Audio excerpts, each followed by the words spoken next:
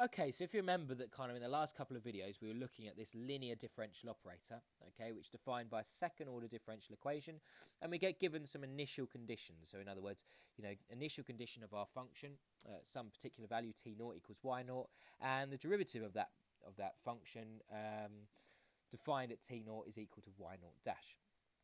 Okay, and then from that we came up with two solutions, so y1 and y2, which we can combine together in this thing called a linear combination, so c2 and c1 here, and we can write it as one solution. Okay, well, what are c1 and c2? Well, we can find c1 and c2 from these initial conditions just by plugging it in, just by using these kind of formulas here. Okay, where basically, we've got the determinant of a matrix on the top over this thing called Wronskian. And same kind of thing down here for C2. What is that Wronskian? Well, the Wronskian is taking our Wronskian, W, is taking our two solutions, y1 and y2, okay, and also the derivatives of those solutions, okay, and taking the determinant of it. Okay, so that's basically what we ended up with. We ended up with a formula that allowed us to find what C1 and C2 was, given some initial data, some initial conditions, okay? But now actually let's look into it a little bit more detail. Well, look, C1 and C2, okay, have W on the denominator. So in other words, providing that W is not equal to 0, then C1 and C2 must exist, okay? Because if W is 0, then we end up with something over 0, and something over 0 here, okay? And anything over 0, so anything divided by 0, you're just basically asking yourself, well, how many times does 0 go into something, go into a number? It can go in an infinite number of times, so this will become infinity. Okay, so therefore we just say that C1 and C2 will become infinity. So if C1 and C2 become infinity in here, then basically what we end up with is an infinite solution. So y is just infinity, so there's no solution there. Okay, so basically, providing that W is not equal to 0, so in other words it's just some number, then C1 and C2 must exist, because fairly obviously this thing then can be solved. Okay, so basically let me just write that out. So providing that W is not equal to 0, then C1 and C2 must exist. Okay, so C1 and C2 must exist, right? Well, let's kind of look at this in a little bit more detail. So the idea is basically looking at this now.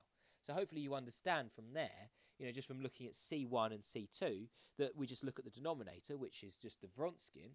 Okay, so we just look at the case when the Wronskian is not equal to 0. So what's going to make the Wronskian equal to 0? So let's try and look at what's going to make the Wronskian equal to 0, and we can actually pull out something quite interesting. Okay, well, actually, no, we are going to answer that question.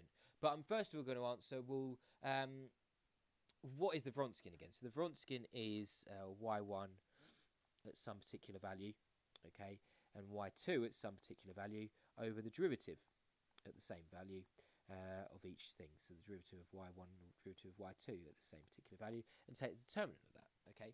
Well, if it's not equal to 0, if the Wronskian is not equal to 0, so in other words the determinant of this thing is not equal to 0, then we say it's fundamental. So in other words we say that when we put that particular value in, so when we put that particular value in for y1, so t naught into y1 and t naught into y2, then basically we say that this forms, that when we put that particular value in, then we come up with what's known as a fundamental solution. So y1 and y2, those particular values, is what's known as fundamental. Okay? And now, what does fundamental mean? What does fundamental mean? Well, fundamental just means that it can't be broken down anymore. So it can't be broken down into smaller pieces. Yeah, if something's fundamental, it's kind of at the very heart, it's at the very core. We cannot get any smaller. We cannot break it down anymore.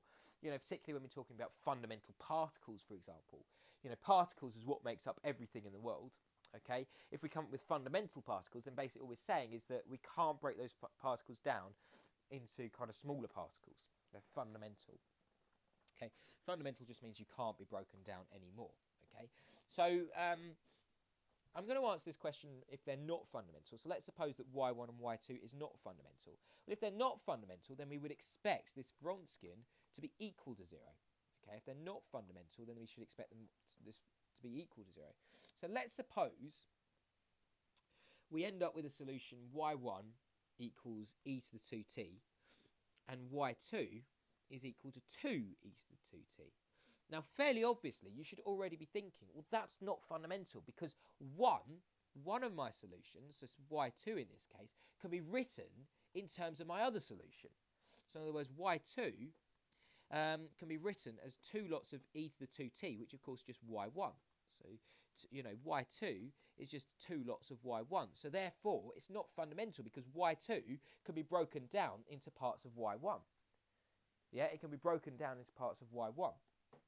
Okay, so if they're not fundamental, then look what happens. So we've got our Wronskian here, okay, and that's equal to y1, y2, okay, over the derivative y1 dash and y2 dash, okay,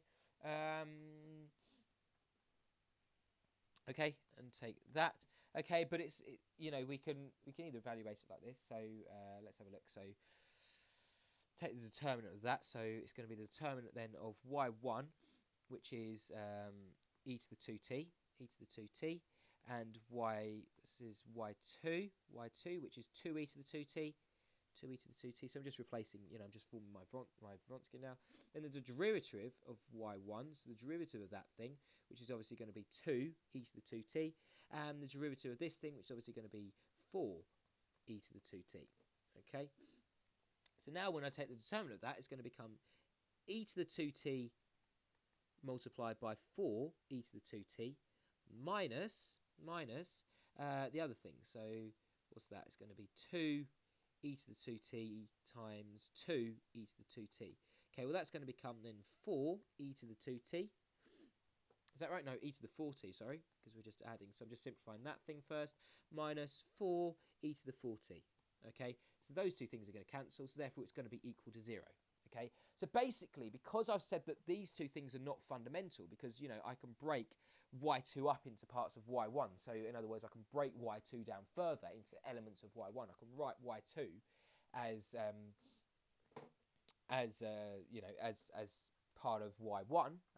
We'll later come on to see that's something called linear dependence, because y2 depends on y1. It's actually got y1. You can write it in terms of y1, but don't worry about those kind of terms for the minute. We'll meet them, in a little while when we come on to them.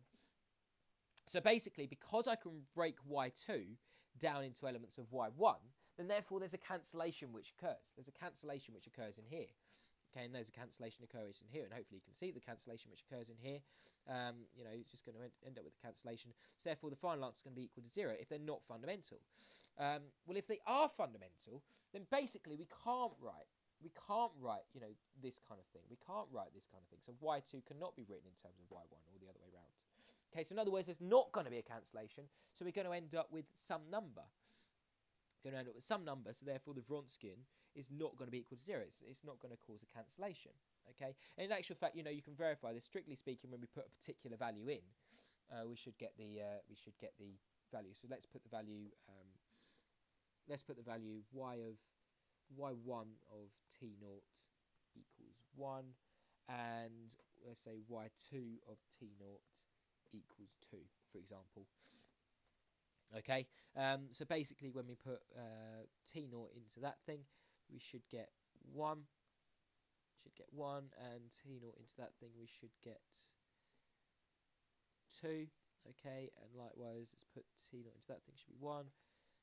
Okay, so that's going to become 4 minus 4, which is 0. So basically we can also put the value in as well, but I've just kind of showed you, hopefully, just by using that before. So if you followed the first thing, great. You can also put then some initial conditions in. So let's say t0 is 0. Say t0 is 0. You can also put that into there. So therefore that's going to become 1. That's going to become 1. That's going to become 2. And that's going to become 1. Okay, so therefore this is going to end up there. Okay, but don't worry too much. Basically, I'm just putting a value in t0 in for into my initial conditions. Okay, but basically the whole idea is that if it's fundamental, there's not going to be a cancellation which occurs. Okay, there's not going to be a cancellation which occurs. So this Wronskian, because the Wronskian defines the denominator. Where are we? Because the Wronskian defines what's on the denominator. The Wronskian defines what's on the denominator of my constants. Okay, then if you like, my Wronskian is defining my constant. So in other words, if my two solutions, y1 and y2, can be broken down into elements of each other, then therefore I should expect there'll be a cancellation which occurs in the Wronskian, because the Wronskian, of course, deals with my two solutions. So therefore I should expect there should be a cancellation which occurs. So therefore it should go to 0. So therefore there's no y c2 and c1 that exists for that particular value of t0. For that particular value of t0, there's no kind of solution which exists, or there's no constants which exist, c1 and c2. Okay, so cancellation which occurs in the Wronskian makes it go to 0, so therefore there's no c1 and c2 exists, so therefore my y is no longer fundamental. My y is no longer fundamental.